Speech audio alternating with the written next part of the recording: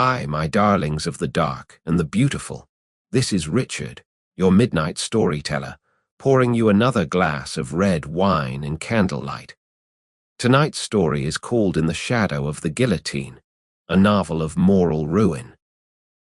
Imagine Paris in 1792, when the air itself tasted of gunpowder and lilac, when every kiss was treason and every heartbeat might be the last. A proud marquise, born to silk and chandeliers, locks eyes with a revolutionary deputy who has blood on his hands and revolution in his soul. Between them sparks a love so forbidden, so absolute, that it will burn down a kingdom to keep its flame alive. Duty against desire, aristocracy against the blade. A woman who must choose between the husband she swore to honor and the man who makes her feel alive for the first time, knowing that whichever path she takes, the guillotine waits at the end. This is not just history. This is the sound of silk ripping, of whispered confessions in deconsecrated chapels, of two lovers racing toward the same scaffold hand in hand, because some passions are worth even the fall of the blade. If you love dangerous, devastating, breathtakingly elegant love stories, the kind that leave you staring at the ceiling at 3 a.m. with tears on your cheeks, then stay with me. The entire novel is already here, waiting for you, chapter by chapter. Before we begin, do two things for me, my darlings. Hit subscribe so you never miss a night like this, and in the comments below, leave the word ruin or any other word this story carves into your heart. I read every single one. Now blow out every light except one, lean close, and let me take you back to a Paris that still smells of lilac and blood. Paris, 20 June 1791. The air in the Hotel de Rochefort was thick with the scent of forced lilac and fear. Outside, the city seethed with rumors that the king and queen had fled the Tuileries in disguise. Inside, 300 candles burned as though light itself could hold back the night. Crystal shivered against crystal. Laughter rang too bright, too brittle. Every mirror reflected the same anxious question: how much longer could the old world pretend it was still breathing? Aliena de Rochefort, marquise, stood at the center of her grand salon and felt the walls pressing inward like the ribs of a dying animal. 28 years old, tall, pale, with the black hair and cold blue eyes of her Breton ancestors had carried from Celtic mists, she wore mourning white, though no one close to her had yet died. The color was a warning, she sometimes thought, a premonition dressed as fashion. She moved among her guests with the slow, deliberate grace that had once made Madame de Stael call her a statue that has learned to smile. Immigrés in threadbare silk kissed her hand and whispered of Coblentz and vengeance. Moderate deputies in sober black coats spoke of constitutions and possible reconciliations. A few Jacobins, new men with rough voices and dangerous eyes, stood apart, drinking her wine while calculating the value of her tapestries they would soon inventory for the nation. Aliena heard none of it. She was listening for something else, the small, treacherous flutter beneath her own ribs that had begun 3 weeks earlier, when a deputy from the coat door had been presented to her with a bow too confident for his plain brown coat. Etienne Valker. Even now the name felt illicit on her tongue, like a Latin prayer spoken backwards. She found him at the far end of the salon, half hidden by a pier glass, studying a Watteau shepherdess, as though she might step down from the canvas and reveal the secrets of the aristocracy. He was taller than most of the men present, broad-shouldered, with hair the color of wet chestnut and a face that looked carved rather than born, strong nose, hard mouth, eyes the gray-green of a winter sea. When he turned, those eyes met hers across 30 feet of candlelight and polished floor, and the room narrowed to a single point of heat. Aliena felt her breath catch, an unforgivable lapse. A Rochefort did not betray agitation. A Rochefort did not stare. Yet she could not look away. He excused himself from the cluster of lawyers and came toward her with the unhurried stride of a man who had learned early that haste betrayed weakness. When he reached her, he did not bow as deeply as protocol demanded. Instead, he inclined his head with a gravity that felt more intimate than any flourish. "Madame la Marquise," he said. His voice was low, slightly rough, the accentless in the way of those who have burned their provincial origins out of themselves. "They told me you were beautiful. They did not warn me you were dangerous." The words should have sounded impertinent. From any other man they would have been. From him they sounded like simple truth. "I am merely a hostess, Monsieur Valka," she answered, surprised at the steadiness of her own voice. "The danger lies in the times, not in me." His mouth curved, not quite a smile. "Then the times have chosen an exquisite mask." Around them conversation ebbed and flowed, a bright, meaningless tide. Somewhere a woman laughed too loudly. Somewhere else a glass shattered. Aliena felt every sound as if it came from very far away. She was conscious, suddenly and acutely, of the pulse beating in her throat, of the weight of diamonds at her ears, of the way his gaze moved over her face like a hand. "My husband will be brief," he continued. "Tomorrow the Assembly debates whether to strip the king of his veto. The day after, perhaps, whether to strip him of his head. Your guests still speak of saving him. I thought you might wish to know how the wind truly blows." The bluntness shocked her, though she who had spent a lifetime perfecting indirection. Yet beneath the shock stirred something perilously close to gratitude. "And you deliver this warning out of charity, monsieur?" "Out of calculation," he said. "Your husband sits with the fuelants. His voice still carries weight. If he chooses the wrong side that will lose, his wife may lose more than influence." Aliena felt the blood leave her cheeks. She had heard threats veiled as concern before, but never spoken with such calm certainty. "You presume much." "I presume nothing. I observe." He glanced toward the great windows where torches moved in the street below, National Guard, or perhaps the first of the mobs. "This house is beautiful, madam. It would be a pity to see it burn." For a moment she could not speak. She thought of the nursery upstairs, long empty, of her husband's weary kindness, of the centuries of Rochefort blood that had soaked the very stones beneath her feet.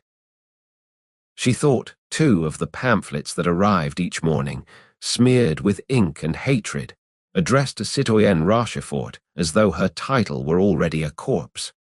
When she lifted her eyes again, Valka was watching her with an expression she could not name, something between hunger and compassion. "Forgive me," he said quietly. "I came to warn, not to wound." He bowed then, correctly this time, and withdrew into the crowd. Only when he was gone did Aliena realize she was trembling.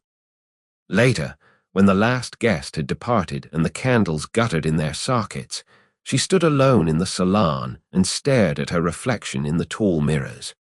The woman who looked back seemed a stranger, lips parted, eyes wide and dark with something that might have been terror or awakening.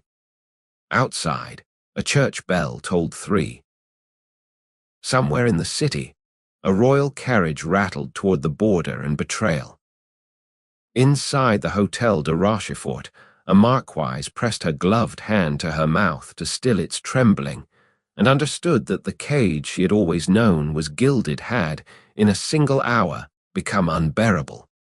She did not yet know that the key to that cage had just been placed, gently, deliberately, into her palm. The winter of 1791, 1792. The great frost had come early, locking the Seine in iron and turning the breath of horses into white plumes. Paris no longer danced. It shivered. The king had been dragged back from Varennes like a truant child. The assembly had declared itself the legislative, and every salon doors that once stood open to every shade of opinion now closed against the cold and against suspicion. The Hotel de Rochefort still received, but only on sufferance.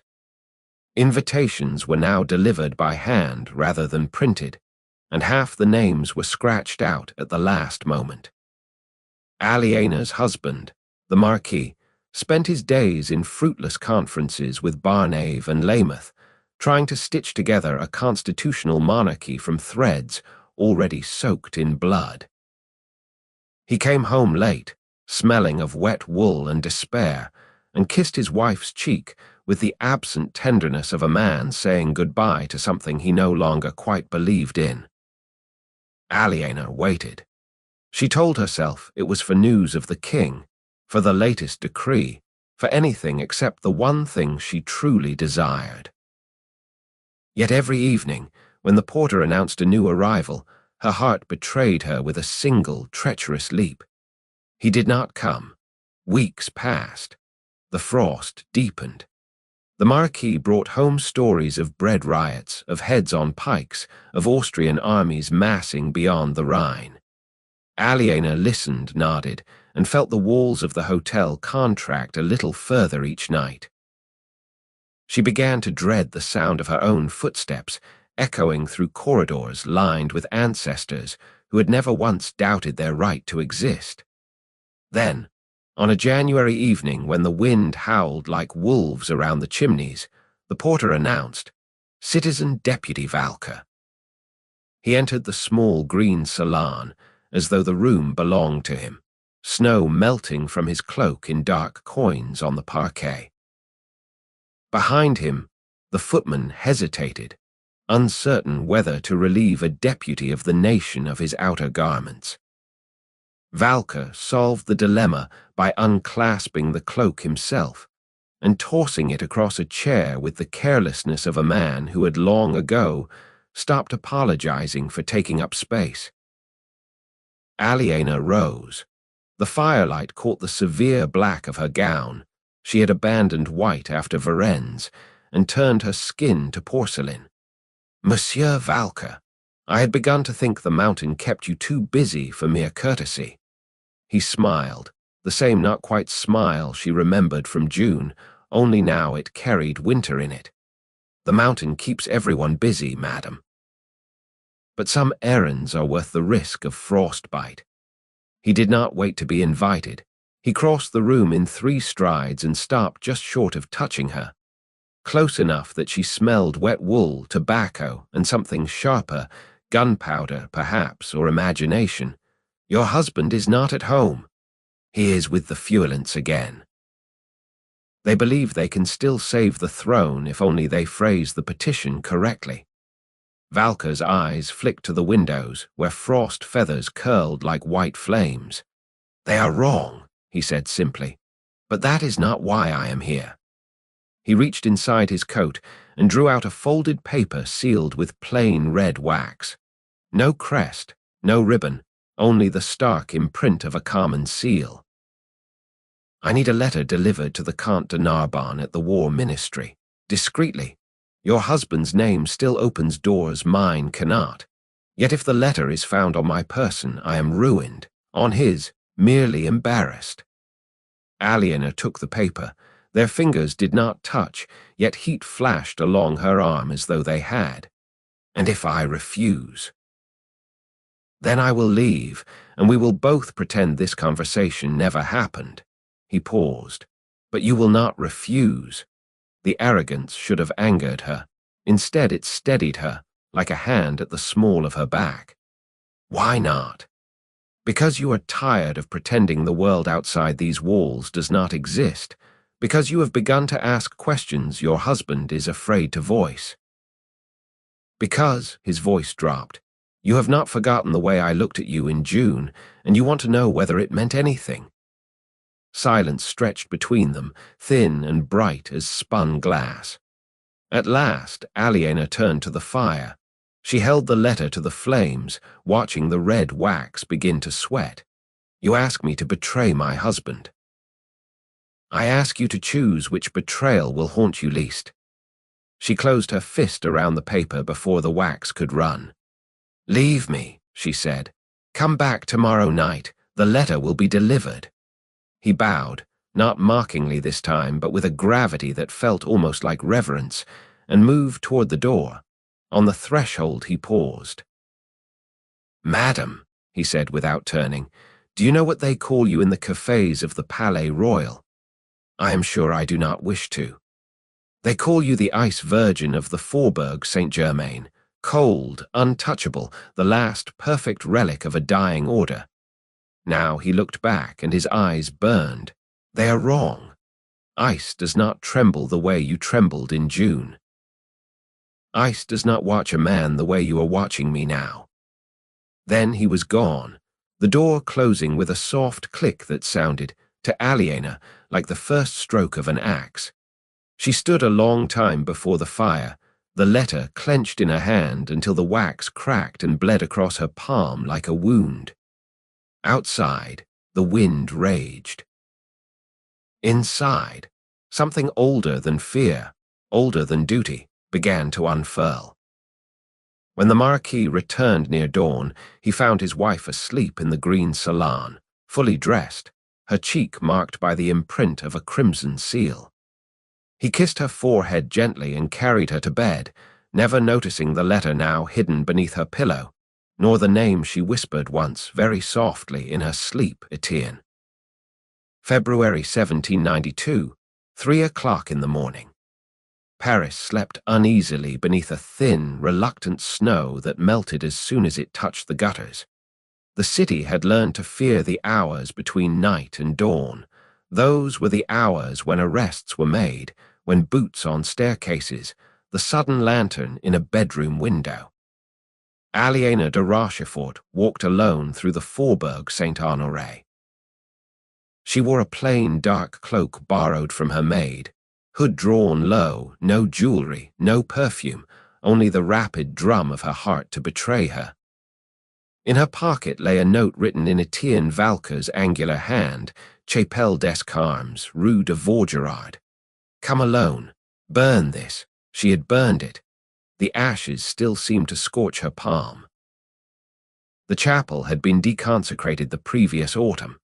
Its doors hung askew, its saints blinded with whitewash, its confessionals overturned like broken teeth. Snow drifted through the broken rose window and settled on the altar in a mockery of incense. Aliena stepped inside and felt the cold bite through the thin soles of her half-boots. Somewhere water dripped with the slow patience of centuries. A single candle burned on the high altar. Beside it stood Valca. He had shed the deputy's sober coat. He wore only shirt-sleeves and waistcoat, as though the night's chill could not touch him. When he turned, the candlelight carved hollows beneath his cheekbones and made his eyes almost colorless. "You came," he said. It was not a question. "I should not have." "But you did." 3 strides and he was before her. He did not touch her yet. He simply looked, as though memorizing the shape of transgression. "I have spent every night since January telling myself this was madness," she said. Her voice sounded thin in the ruined nave. "I told myself 100 prudent lies, and still I walked here." Valca lifted one hand and brushed the edge of her hood back. Snowflakes clung to her lashes. He caught one on his thumb and watched it melt. "Tell me to leave," he said quietly. "Say it once, clearly, and I will vanish from your life forever." Aliena opened her mouth. The words of refusal rose obediently: duty, husband, guard, honor, but they tasted like ash. Instead she heard herself whisper, "I cannot." The sound that escaped him was half laugh, half groan. Then his hands were on her face, cold, deliberate, reverent, and he kissed her as though he had been starving for years. It was not gentle. There was no courtly hesitation, no pretty pretense. His mouth was hard and certain, tasting of coffee and absinthe and the metallic edge of sleepless revolutionary nights. Aliena felt her knees loosen. She clutched his waistcoat to keep from falling. When his tongue touched hers, she made a small, helpless sound that echoed blasphemously beneath the vaulted roof. He backed her against a pillar, the stone icy through wool and linen. His hands slid inside her cloak, finding the rapid rise and fall of her breasts, the frantic beat at the base of her throat. She felt the rough callus on his thumb as it traced the edge of her bodice and understood, with a shock like plunging into winter water, that this man had worked with his hands once printer, soldier, mason, something honest and physical before words became his weapon. Aliena, he said against her lips, the first time he had ever spoken her Christian name. It sounded like a prayer and a curse at once. She answered by pulling his cravat loose and pressing her mouth to the pulse hammering beneath his jaw, salt and warmth and the faint rasp of stubble. She wanted to consume him, to be consumed. Every rule she had ever lived by cracked and fell away like the plaster saints overhead.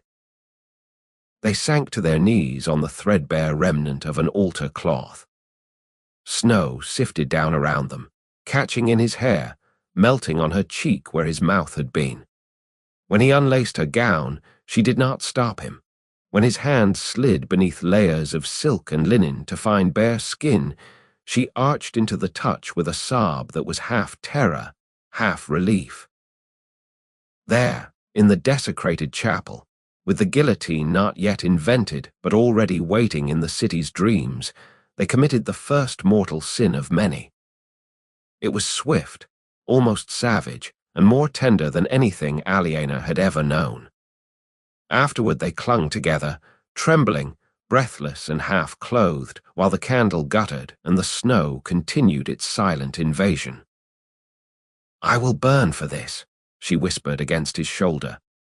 "We will burn together," he answered, and kissed the tears she had not realized she was shedding. Later minutes or hours, she no longer knew, he helped her lace her gown with shaking fingers. The candle had gone out. Only the faint grey approach of dawn through the broken windows lit their faces. "You must go first," he said. "Walk quickly, do not look back." At the door she paused. The cold air struck her flushed skin like a slap. "Etienne," he waited. "If tomorrow they vote to declare war on Austria, will you vote for it?" His eyes were steady. "Yes. And if the war goes badly, if the mobs rise again, then the king falls, and everything with him." She nodded once, accepting the future the way one accepts a death sentence already passed. "Then I will still come to you," she said. "Whatever comes." He touched her cheek, a caress so light it might have been the snow itself. "Whatever comes," he echoed. She stepped out into the whitening street. Behind her, the chapel door creaked shut. By the time she reached the corner, the snow had covered her footprints, and the city was waking to another day of speeches, suspicions, and distant drums. Inside her cloak, against her heart, she carried the warmth of his mouth and the bruise of his fingers on her skin, small, secret wounds she would press in the dark for weeks, proof that she had, for one unforgivable hour, chosen to live. April 1792. War had been declared with festive cannonades and hymns to liberty. The armies of Austria and Prussia advanced. The armies of France retreated, deserted, or sold their muskets for bread. In Paris, suspicion grew fat on hunger. Every evening the sections posted new lists, immigrés, hoarders, moderates, priests who refused the oath. Every dawn the lists were longer. The Hôtel de Rochefort still stood, but it felt like a house already condemned. Servants whispered in corridors. The Marquis spent his nights writing memoranda no one read. Aliena moved through the days of brittle routine, morning mass in the private chapel, now attended only by herself, and two terrified maids. Afternoons receiving frightened aristocratic wives who begged her husband's influence. Evenings alone with the sound of distant drums rehearsing for victories that never came. And beneath everything, like a second heartbeat, the knowledge that tonight Etienne would come again. They met now in the orangery behind the hotel, a glass house half choked with dying lemon trees. It smelled of damp earth and rotting fruit, a perfume of decay that matched the city. He arrived after midnight, cloaked and silent, slipping past the porter with the confidence of a man who no longer believed gates could keep him out. On the first night of April, he brought more than desire. He spread papers across a marble table, lists of officers loyal to Lafayette, names of deputies who could still be turned, routes by which the royal family might yet be smuggled to Normandy. "I need money," he said bluntly. "Not assignats. Gold." Aliena did not pretend to misunderstand. She went to the small iron safe hidden behind a Watteau pastoral and drew out rouleaux of louis d'or, the last of the family's ready coin. When she placed them in his hands, their fingers brushed for once, did not linger. "You are asking me to finance treason against my king," she said. "I am asking you to finance survival," he answered. "Yours, mine, perhaps even his, if he will listen." She laughed, a small, broken sound. "He will not listen. He never has." "Then finance the future." She signed the orders that emptied her personal accounts. She forged her husband's hand on letters of credit. Each stroke of the pen felt like cutting away another piece of the woman she had been. And yet, with every betrayal of her class, something inside her loosened, breathed, began almost to sing. One night in May, he arrived pale with rage. Brunswick's manifesto had been published, threatening Paris with exemplary and forever memorable vengeance if the royal family were harmed. The sections were arming. The Faubourg spoke openly of storming the Tuileries. Valka flung a copy of the manifesto onto the table. "Your cousins in Koblenz wrote this idiocy," he snarled. "They have signed every aristocrat's death warrant." Aliena read the words and felt ice form along her spine. Among the signatures, she recognized her uncle's flourish, her brother's impatient scrawl. That same evening, the Marquis returned earlier than usual, carrying a sealed packet. He laid it before her with the solemnity of a priest offering extreme unction.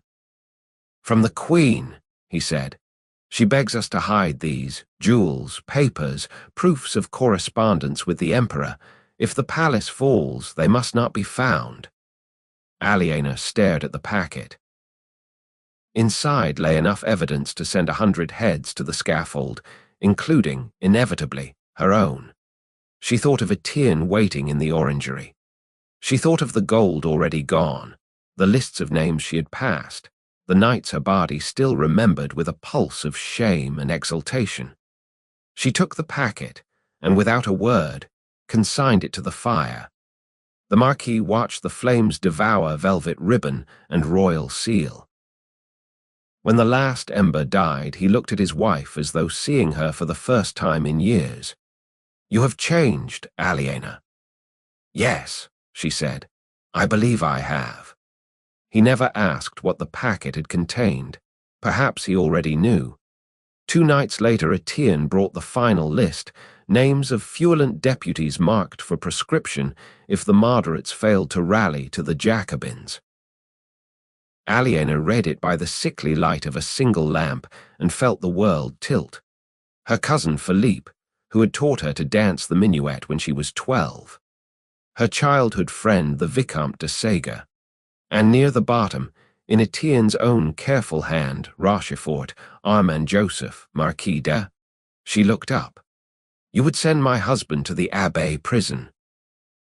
"If the nation requires it." "And me?" He met her eyes without flinching. "I would try to save you. I'm not certain I could." The silence stretched until the lamp wick hissed. Aliena folded the list and slipped it into her pocket. "Then I will save him myself," she said.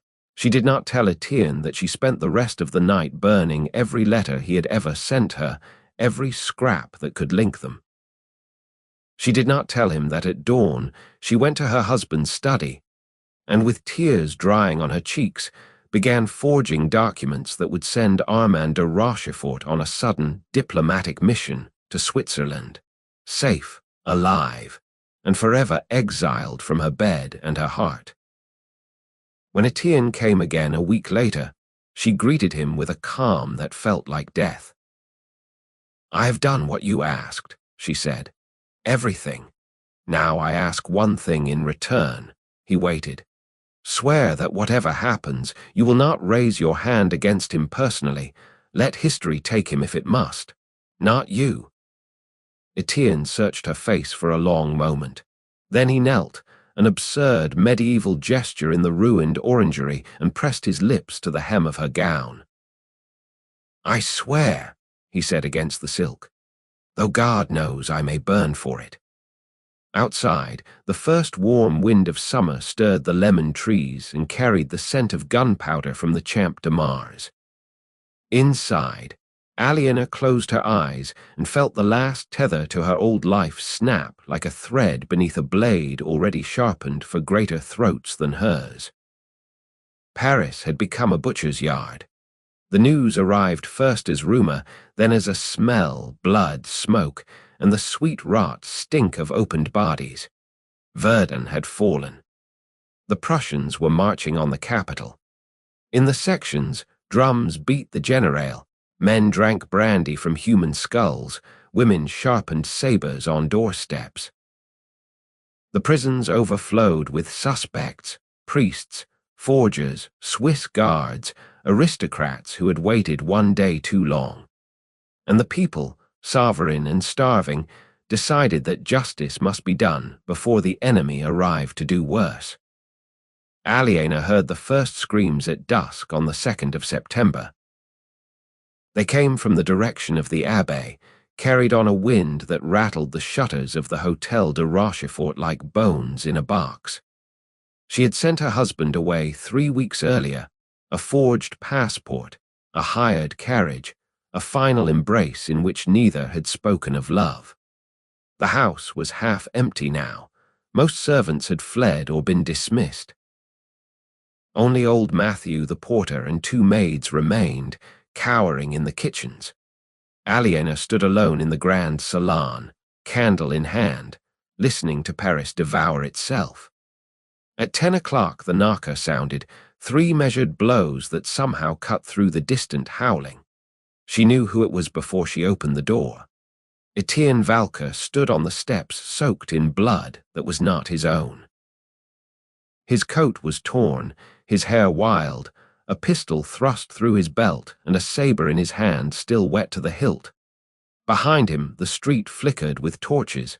Somewhere a woman was singing the Saar era in a voice cracked with hysteria. "They are coming here next," he said without greeting. "The section Révolutionnaire has your name. They know your husband fled. They know you sheltered priests last winter. By morning this house will burn." Aliena felt the floor tilt beneath her feet. She had expected arrest, perhaps the lantern at midnight, but not this, the mob, the knives, the carnival of death. Etienne stepped inside and closed the door against the howling night. "There is still a way," he said. "Come with me now. I can get you through the barriers before dawn. After that," he spread his blood-smeared hands. "After that no one is safe, not even Robespierre himself." She stared at him, at the red glistening on his cuffs, the wild light in his eyes, the man she had loved in a ruined chapel and betrayed a dynasty for. And she understood, with a clarity colder than any September night, that love had become only another form of the terror. "I will not leave my people to be slaughtered in my place," she said. He laughed once, a sound without humor. "There are no your people anymore, Aliena. There is only the nation, and the nation is drunk." As if in answer, glass shattered somewhere in the Faubourg. A woman screamed, long and thin, then abruptly stopped. Etienne seized her wrist. "Then let me stay. Let me hold the staircase until you are away. You would die here." "I will die somewhere," he said simply. "Let it be useful." For one heartbeat, she was tempted to let him. To watch him bleed for her on the marble steps while she slipped out the garden gate like a coward. The thought tasted of bile. "No," she said. "Come." She led him not upstairs but down, through the kitchens where the maids wept into their aprons, past the wine cellar to a narrow iron door almost hidden behind racks of dusty bottles. It opened onto a passage built in the time of the League, a warren of tunnels that surfaced, she prayed, somewhere near the Seine. Etienne barred the door behind them, then caught her against the damp wall and kissed her with the desperation of a man who believes every kiss is the last. She tasted blood and gunpowder and the salt of both their tears. "Live," he whispered against her mouth. "Whatever I become, whatever I do, live." They stumbled through darkness lit only by the lantern he carried. Rats fled before them, water dripped from the vaulted ceiling like slow weeping. Twice they heard voices above, boots on flagstones, the crash of furniture overturned. Once the tunnel shook with an explosion, someone dynamiting a suspected royalist cellar, perhaps. At the third branching Aliena stopped. "I know another way," she said. "A cellar beneath the old convent of the Carmes. The sisters hid priests their last year. It connects to the catacombs. From there I can reach the river." He understood at once. "And from there you can still reach me." She nodded, unable to speak. He set the lantern on the ground. In its small circle of light they looked at each other, the aristocrat and the revolutionary, the lover and the betrayer, two citizens of a republic that had not yet learned mercy. "If I survive this night," he said, "I will find you. Wherever they send me, convention, army, scaffold, I will find you. And if you do not survive, then remember me when they cut your hair." He kissed her once more, hard, as though branding ownership on her soul, then turned and walked back the way they had come. His footsteps echoed, grew fainter, were swallowed by the darkness. Aliena stood alone until the lantern burned low. Then she picked it up and went forward into the older dark, toward the river and whatever fragile sanctuary waited beyond. Behind her, very faintly, she heard the first crash as the mob breached the iron door. She did not look back. The Republic had been born in blood and declared in the ashes of the Tuileries. One and indivisible, they called it. Yet Paris was more divided than ever, between those who had killed in September and those who had hidden, between those who now sat in the convention and those who waited, trembling, for the next knock at midnight. Aliena lived. She lived in two cramped rooms above a printer's shop in the section des Piques, under the name Citoyenne Vérité, an irony that tasted like rust in her mouth. Her hair, once dressed with diamonds, was cropped short and hidden beneath a coarse linen cap. Her hands, once gloved in kid, were stained with ink and cheap soap. She earned her bread copying decrees for the Committee of Public Safety, her elegant penmanship now pressed into the service of lists that ended in death. And every Thursday, when the convention rose at dusk, Etienne Valka climbed the narrow stairs to her garret. He came cloaked, unshaven, eyes burning with the sleepless fever that consumed every deputy who believed the Republic could still be saved from itself. Sometimes he brought bread, sometimes a bottle of wine stolen from the cellars of executed dukes.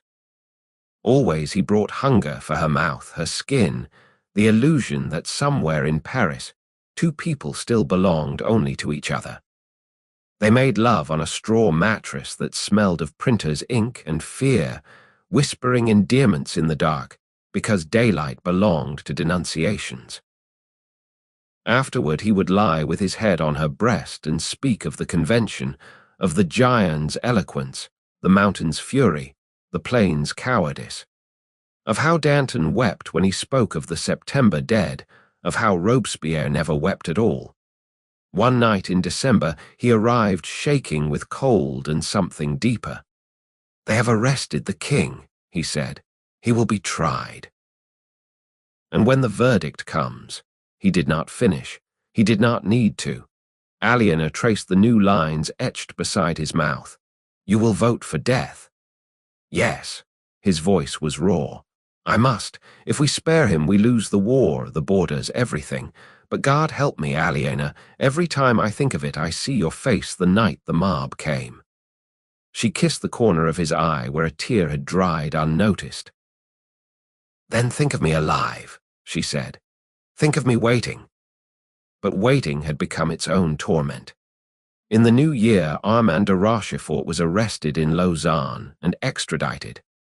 The Marquis, her husband, the gentleman who had once carried her to bed when she fell asleep over a sealed packet from the Queen, now sat in the prison of La Force, accused of correspondence with émigrés. The evidence was overwhelming, letters in his own hand, forged though they were by her. She went to Etienne the night the news reached Paris. "You can save him," she said. They were still half-dressed, the sheet twisted around their legs like a rope. "One word from you to the committee." He sat up, backlit by the single candle, his shadow monstrous on the sloping ceiling. "I have no word that would save him. The mountain wants examples. If I plead for a ci devant Marquis, they will smell moderation on me like blood on a butcher. I would fall with him." "Then let me testify," she said wildly. "I will say the letters were written under duress, that I. You will say nothing." He seized her shoulders hard enough to bruise. "Do you think I have kept you alive this long to watch you mount the scaffold beside him? He is already dead, Aliena. Accept it." She shook her head, tears sliding hot down her cold cheeks. "He is my husband. He is your past." The cruelty of it struck her like a slap.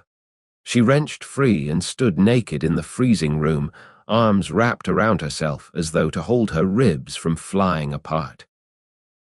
"You speak of the past as though it can be guillotined along with the king," she whispered. "But some chains are forged inside the soul." Etienne rose and came to her. For once, he did not reach for her body. He simply laid his forehead against hers and spoke with the exhaustion of a man who had not slept soundly in months. "I know about chains," he said. "I have worn them since the day I first saw you in your gilded salon and understood I would destroy everything I touched, including you. But I will not let those chains drag you down with the old world." He dressed quickly then, every movement precise, controlled. "I will do what I can," he said at the door. "Not for him, for you, but if the worst comes, promise me you will not try to follow." She could not promise. She only watched him leave, the door closing with the soft finality of a coffin lid. 3 weeks later, the trial of Citizen Capet began. Paris turned out in carnival mood, women selling oranges, children waving tiny guillotines made of cardboard. Aliena went once, wrapped in a tricolor shawl, and stood among the crowd while Louis mounted the scaffold in silence. She watched the blade fall and felt nothing but a physical pain, as though something inside her own neck had been severed. That night, Etienne came to her drunk on brandy and horror. He asked for a handkerchief to bind his hands, he said against her throat. A handkerchief, as if he were going to a duel, not. His voice broke. She held him while he shook, the incorruptible deputy, the man who had voted death without hesitation, weeping like a child because a king had died politely. Later, when his breathing evened into sleep, she slipped from the bed and wrote a letter she would never send, a full confession of the forged letters, of the gold smuggled, of every treason she had committed in the name of love. She addressed it to the Committee of General Security and left it unsigned on the table. In the morning it was gone. Etienne never spoke of it, but his eyes, when they met hers, carried a new wariness. Outside, the snow began to fall again, soft and relentless, covering the blood in the Place de la Révolution as though mercy were passable after all. The spring of 1793. Paris had learned to live without forgiveness. The city wore its new calendar like a hair shirt, germinal, floral, prairial, months named for flowers and growth, while the scaffold bloomed daily in what had been the place Louis Roman 15. Bread was grey, hope greyer. Every citizen carried a certificat de civisme, every heartbeat carried suspicion. Aliena, citoyenne vérité on the days she remembered, moved through the streets like a ghost who had forgotten how to haunt. She had perfected the art of being unnoticed, shoulders rounded, eyes lowered, the red bonnet pulled low over her cropped hair. Only at night, when Etienne climbed the 5 flights to her garret, did she straighten her spine and remember she had once been tall. He was changing too. The plain brown coat had given way to the severe black of the mountain, the tricolour sash always immaculate, the face thinner, the eyes ringed with sleepless violet. He spoke less of love now and more of vigilance. The Republic, he said, was a sick child surrounded by wolves. One moment of weakness and it would be torn apart. In Floréal, the Committee of Public Safety was born, and with it, the law of suspects. Etienne sat on the committee twice a week, signing orders for arrest with the same hand that had once traced her spine in the dark. He no longer asked forgiveness. He no longer believed it existed. One evening he arrived carrying a small bundle wrapped in newspaper. "Your husband," he said without preamble. "He was transferred to the conciergerie last week. The trial begins tomorrow." Aliena felt the room tilt. She had known this was coming, had read the lists, had seen the Marquis's name in the Monitor, yet hearing it spoken aloud was different. It was the blade descending. "Will they let me see him?" she asked. Etienne's face was stone. "No, and you will not try. The conciergerie is watched. One whisper of the name Rochefort and they will remember the wife." She laughed then, a sound like breaking ice. "They have forgotten the wife. They have forgotten everything except how to cut." He crossed the room in 2 strides and gripped her arms. "Listen to me. The trial is a formality. The sentence is already written. If you appear, if you weep, if you so much as breathe his name in public, they will arrest you beside him. Do you understand?" She looked into his eyes and saw not the lover who had once knelt in an orangery, but the deputy who had voted death for a king without hesitation. "Yes," she said, "I understand perfectly." He released her as though she burned. 2 days later, the Marquis de Rochefort mounted the scaffold. The execution was swift. The crowd barely bothered to cheer. Aliena learned of it from a neighbor who came up to borrow salt and mentioned, casually, that another ci-devant had lost his head that morning. She did not cry. She went to the window and watched the spring rain wash the gutters clean. That night Etienne did not come. He came the night after, smelling of wet wool and candle smoke from the convention. He stood in the doorway as though unsure of his welcome. "I tried," he said. "I voted for deportation. The motion failed." Aliena poured him wine with steady hands. "You need not explain," she said. "He was already dead the day I forged his passport." Etienne drank the wine in one swallow and set the glass down carefully. "They are saying things about me," he continued, "that I am growing soft, that I hesitated over a priest last week, that I keep a former aristocrat in the section des Piques." Her blood turned to ice. "Who says this? Does it matter? Saint Just, Hebert, one of them, all of them. The revolution eats its own now, Aliena. It is only a question of whose turn comes next." She went to him then and laid her palms against his chest. Beneath the black cloth she felt the frantic hammering of his heart. "Then let it eat me first," she said. "Denounce me. Say I deceived you, seduced you, whatever story keeps you safe. I will go quietly. He caught her wrist so hard she gasped. "Never," he said, and the word cracked like a pistol shot. "If you die, I die with you. That is the only bargain left." They made love that night with a ferocity close to violence, as though they could bruise permanence into each other's flesh. Afterward he fell asleep with his head on her stomach, one arm locked around her hips as if even unconsciousness feared she might slip away.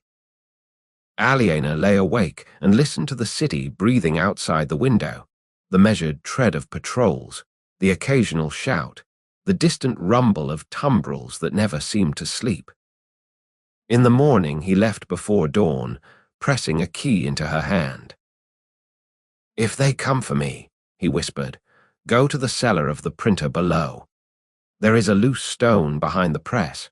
Everything you need is there: money, papers, a passage to the coast. Promise me." She promised with her mouth against his, tasting the future on both their tongues. 3 days later, the Festival of Reason filled the streets with scarlet-capped goddesses and drunken hymns. Aliena walked among them, anonymous in the crowd, and felt the city's madness seep into her bones. Somewhere a woman was selling locks of the queen's hair. Somewhere else a child waved a pike crowned with a bishop's mitre. She passed the conciergerie and saw the queue of tumbrils waiting like patient cattle. For one mad instant, she considered throwing herself beneath the wheels, ending the charade of living when everyone she had ever been was already dead. Instead, she went home and waited. At midnight, the knock came, 3 measured blows, exactly as Etienne always knocked. She opened the door smiling, ready with the lie that would keep them both alive a little longer. It was not Etienne. 2 men in Carmagnole jackets stood there, red bonnets in hand, faces carefully blank. "Citoyenne Vérité?" one asked. She felt the world drop away beneath her feet. "Yes," she said, and her voice sounded like someone else's. "You will come with us. The Committee of Public Safety requires your presence." Behind them, in the stairwell, more shadows waited. Aliena closed the door of the garret for the last time and stepped into the corridor without looking back. The scaffold had become the city's true cathedral. Every morning the faithful gathered in the Place de la Révolution, women knitting, men smoking short pipes, children chasing the stray dogs that lapped at yesterday's blood. The blade rose and fell with the regularity of a priest lifting the host, and each fall was greeted by the same low, satisfied murmur, as though Paris fed on the sound. Aliena had watched the king die. She had stood crushed among the crowd, bonnet pulled low, hands buried in a muff stained with printer's ink, while Louis Capet mounted the steps in a plain brown coat. He had tried to speak. The drums drowned him. When the blade descended, she felt the impact in her own spine, a physical severance. Something inside her, the last thread connecting her to the girl who had once kissed the Queen's hand at Versailles, snapped cleanly and fell away. That night, Etienne came to her garret shaking with cold and reaction. He had voted death, of course. Every deputy of the mountain had. Yet when he laid his head against her breast, he wept like a man who has murdered his father. She held him without speaking, stroking the hair that had once curled against her throat in a ruined chapel, now cropped short like a convict's. After that, time compressed into a series of tableaux, each more vivid than memory should allow. The queen in the conciergerie, hair shorn, cheeks hollow, still signing herself Marie Antoinette with a pride that made her jailers flinch. The Giandins falling one by one Vergniaud's last speech, Brissot's silence, Madame Roland's calm "O liberté" as the blade kissed her neck, Danton laughing on the scaffold, telling the executioner to be sure to show his head to the people. It is worth it. And always, always, the lists. Etienne brought them home at night, spread them on the table between a half loaf and a bottle of sour wine, and ran his finger down columns of names the way a priest once followed the liturgy. Some he struck through with a blunt pencil, some he underlined twice. When she asked what the marks meant, he only said, "Life, death, the arithmetic of salvation." In Prairial, the Great Terror began. 75 executions in a single day, then 100, then too many for the crowd to count. The tumbrils rolled from dawn till dusk. The scaffold groaned beneath its harvest. Conspirators were invented faster than bread could be baked. A woman was guillotined for mourning her husband, a boy of 17 for writing a pamphlet, an old general for insufficient enthusiasm. Etienne grew thinner, his cheekbones sharp as the blade he served. He no longer wept. He no longer slept. When he touched her, it was with the absent hunger of a man eating in his dreams. One night in Messidor, he arrived with a new list, longer than any before. He laid it on the table and stared at it as though it were written in a language he no longer understood. "My name is on the next one," he said quietly. Aliena felt the floor dissolve. "Who accuses you?" "Everyone. No one. Saint just smiled at me yesterday the way a surgeon smiles before the knife. They say I showed weakness over the Rochefort trial, that I kept a ci-devant mistress, that I once hesitated to denounce a priest." He laughed, a dry, cracked sound. "All of it true." She crossed the room and took the paper from his hands. There it was, halfway down the page, Valka Etienne Jacques, deputy of the Côte d'Or, suspected of indulgence and ink-ivism. She looked up. "What will you do?" "Denounce first," he said. "It is the only coin left. I have prepared a speech accusing Robespierre of aspiring to dictatorship. If I deliver it tomorrow, the convention may rally to me. If I wait, I die the day after." "And if you deliver it?" He met her eyes. "Then I die the same day, but perhaps I take him with me." Silence pooled between them, thick as blood. Aliena thought of the Queen's last walk, of her husband's calm ascent, of every aristocrat who had died believing a single dignified gesture might redeem a lifetime. She thought of the child she had never borne, of the chapel where she had first tasted sin and called it freedom. She laid her hand over his. "Then let it be tomorrow," she said. He stared at her as though she had spoken in tongues. "You would watch me die." "I have watched everything else die," she answered. "I would rather stand in the light with you for one more day than live 100 years in the dark without you." Something in his face broke open, not hope, but a kind of astonished peace. He kissed her then, slowly, deliberately, the way a man kisses the host before swallowing it whole. At dawn on 8 Thermidor, he left for the convention, wearing the same brown coat he had worn the night he first came to her salon. He carried no notes. The speech was burned into his mind like a brand. Aliena did not follow. She stood at the window and watched the street fill with the usual procession of tumbrils. A woman in the first cart was singing the Marseillaise in a voice thin with terror. Somewhere church bells that no longer existed tolled in Aliena's imagination. She waited all day.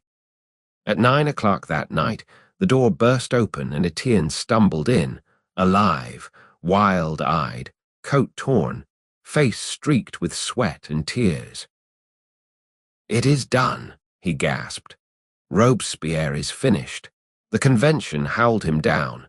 Tomorrow he goes to the scaffold." He laughed then, a sound of pure, disbelieving joy, and caught her up against him. They clung together in the center of the tiny room, shaking with the enormity of survival. Later, much later, when they lay tangled and exhausted on the narrow bed, he whispered against her neck, "We have one night, perhaps two. Then the reaction will come for us both. Promise me."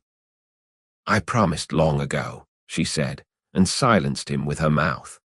Outside, the summer stars wheeled over a city that had learned to kill its kings and was about to learn it could kill its gods as well. The city woke drunk on a new kind of blood. Robespierre, Saint Just, Couthon, 81 others in 2 days. Their heads had rolled so quickly that the executioner's arms cramped, and the crowd, exhausted at last, could barely manage a cheer. Paris laughed and wept in the same breath, calling it deliverance. Aliena heard the laughter from her window and recognized the sound, the same ragged exultation that had greeted the fall of the king, the giant Danton. The revolution devoured its own with the same open mouth. Etienne did not come home on the 10th. He had vanished into the Tuileries with the other victors, Tallien, Barras, Fauché, men whose names now tasted of gunpowder and champagne. Messengers came and went. The convention sat permanently. Decrees flew like torn paper. Aliena waited in the garret, counting heartbeats, folding and unfolding the false papers he had hidden behind the printer's press. She no longer knew which name was hers. At 3 in the morning the door opened without a knock. Etienne stood on the threshold flanked by 2 men in National Guard uniform. His coat was unbuttoned, his cravat gone, his eyes fever bright. One of the guards held a lantern that painted the walls the color of old blood. "It is time," he said. She rose slowly. "They have come for you, for both of us." He attempted a smile, it cracked halfway. "The reaction is thorough. They are arresting everyone who ever signed an order, everyone who ever loved an aristocrat, everyone who might remember tomorrow what was done yesterday." Aliena looked at the guards. Their faces were young, frightened, eager to please the new masters. "Will you bind my hands?" she asked quietly. Etienne flinched as though she had struck him. "No," he said. "I asked that much." They walked down the 5 flights in silence. The printer's shop below was dark. The press stood like a gallows. Outside, a fiacre waited, its hood raised against prying eyes. Etienne handed her in first, then climbed after her. The guards took the seats opposite, muskets across their knees. As the carriage lurched forward, Etienne found her hand in the darkness and held it so tightly she felt the bones grind. "I tried," he whispered. "I swore I could protect you. I was wrong." She leaned her head against his shoulder. "We were both wrong about many things." The conciergerie swallowed them at dawn. They were separated at once, men to one courtyard, women to another. The last Aliena saw of Etienne was his silhouette against the rising sun, coat flapping like broken wings as the guards marched him away. She was given a cell that had once held Marie Antoinette. The walls still bore the faint scratches of a queen's despair. A warder with a kind face and tired eyes brought her water and a heel of bread. "Tomorrow," he said, not unkindly.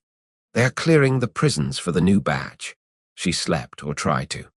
In the half-dark she dreamed of the ruined chapel, of snow falling through the rose window, of Etienne's mouth tasting of absinthe and absolution. At noon on the 11th they fetched her for interrogation. The room was small, airless, lit by a single high window. 3 men sat behind a table littered with papers. One she recognized, Tallien, elegant even in fatigue, the man who had toppled Robespierre and now hunted yesterday's hunters. He did not look at her directly. "Citoyenne Vérité, formerly Aliena de Rochefort," he began, voice bored. "You are accused of intelligence with the tyrant's court, of sheltering refractory priests, of immoral relations with the ci-devant deputy Valka, and of complicity in the crimes of the faction Robespierre." Aliena lifted her chin. "I deny nothing." A ripple of surprise crossed Tallien's face. "You understand these charges carry the penalty of death." "I understand the penalty is death, whatever I say." The scribe's pen scratched. Somewhere in the corridor a woman sobbed. Tallien leaned forward.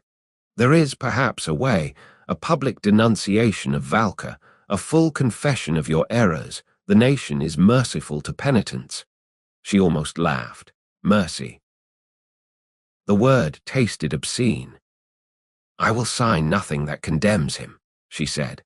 Talion sighed and made a small gesture of dismissal. They took her back through corridors that stank of damp stone and old terror. In the great hall she saw Etienne. He was standing against a pillar, wrists bound, face bruised but unbroken. When their eyes met he smiled, the same crooked, reckless smile he had worn the night he first warned her in her candlelit salon. A guard shoved her forward. They were allowed 1 minute. Etienne spoke first, voice low and fierce. "Did they offer you life for my head?" "Yes." "And I refused." His eyes blazed with something that might have been pride or agony. "Foolish woman." "Always," she answered and managed the ghost of a smile. He leaned as close as the ropes allowed. "Listen, they will try us separately. Whatever happens, do not despair." "There is still—" A guard struck him across the shoulders. "Enough!" They dragged him away. The last thing she saw was his mouth forming her name without sound. That afternoon the indictments were read. Etienne Valker and Aliénor de Rochefort, jointly accused of crimes against the Republic. Trial set for the following morning. Sentence preordained. In the women's courtyard she sat on a bench beside a former duchess who was braiding her hair in preparation for the blade. The sun was warm, almost gentle. "Will you see him again?" the duchess asked. "Only on the scaffold," Aliénor said, and discovered she could say it calmly. Night fell. The prison quieted into the particular hush that precedes mass executions. Somewhere a man sang the Carmagnole very softly, as though afraid to wake the dead. Aliénor did not sleep. She sat by the barred window and watched the stars fade one by one, thinking of snow in a ruined chapel, of gold coins warm from her palm, of a king asking for a handkerchief. At 4 o'clock the turnkey came with a lantern. "Citoyenne, someone to see you." She rose, expecting the priest. It was Etienne. They had unbound his hands. His face was grey with exhaustion, but his eyes were steady. Behind him the turnkey discreetly withdrew. "How?" she breathed. "Barras," he said. "A debt from Thermidor, one favour. 5 minutes." 5 minutes after 2 years of nights. They clung together in the doorway of her cell, careless of who might see. "I leave at dawn," he whispered against her hair. "False papers, a fishing boat at Honfleur. There is a place for you too if you will come." She drew back far enough to see his face. "And abandon everyone else in this prison. You know I will not." He closed his eyes as though her answer were a blade already falling. "Then this is goodbye." "No," she said fiercely. "This is never goodbye. Meet me on the other side of the blade, Etienne." "Wait for me there." He kissed her then, no tenderness now, only the raw claim of a man who has nothing left to lose. When the turnkey's lantern reappeared, he released her slowly, fingers lingering on her cheek as though memorizing bone. "I will wait," he said. "Through every hell they invent, I will wait." Then he was gone. She did not watch him leave. She returned to the window and greeted the pale beginnings of the day that would kill her. Dawn came thin and merciless, the colour of watered blood. At 5 o'clock the turnkeys began the roll call. Names rang out like musket shots. Citoyen Lebas, Citoyenne de Saint-Amaranth, Citoyen Valker, Citoyenne Verité, formerly Rochefort. Each name answered by a shuffle of feet, a stifled sob, a silence. They were 27 that morning. Aliénor was placed in the third tumbrel with 5 others, a former nun, a bankrupt banker, a boy who had once been a page at Versailles. The ropes around her wrists were loose. The executioner's assistant had grown careless with so much practice. She kept her head high, eyes fixed on the back of the cart ahead, where Etienne stood between 2 guards, coat stripped from him, shirt open at the throat. He did not look back. He did not need to. She felt his presence the way one feels the sun on closed eyelids. The route was the usual one, Rue Saint-Honoré, past the shuttered shops. past the Palais Égalité, where courtesans in tricolor ribbons leaned from balconies to watch the daily sacrament. A few people cheered out of habit. Most were silent, as though the city itself had grown hoarse. At the corner of the Rue du Roule, a woman threw a bunch of wilted roses. One struck Etienne on the cheek and left a streak of red like a wound. He smiled, small, private, meant only for Aliena, and she felt the smile enter her body like communion. The Place de la Révolution opened before them, vast and terrible in the morning light. The scaffold stood at its center, freshly washed, the blade catching the sun in a single white flash. A low, continuous murmur rose from the crowd: hunger, boredom, bloodlust, pity. No one could tell any more. They were unbound and lined up on the steps. Etienne was fifth, Aliena ninth. The interval felt both eternal and impassably brief. The first head fell. The crowd exhaled. Second, third, fourth. Etienne mounted the platform without hesitation. He turned once, searching the line of condemned until he found her. For a long moment, they simply looked at each other across the small distance that was suddenly all the world. Then he inclined his head, not a bow, not quite a salute, and spoke words she read rather than heard. Gt attends. I am waiting.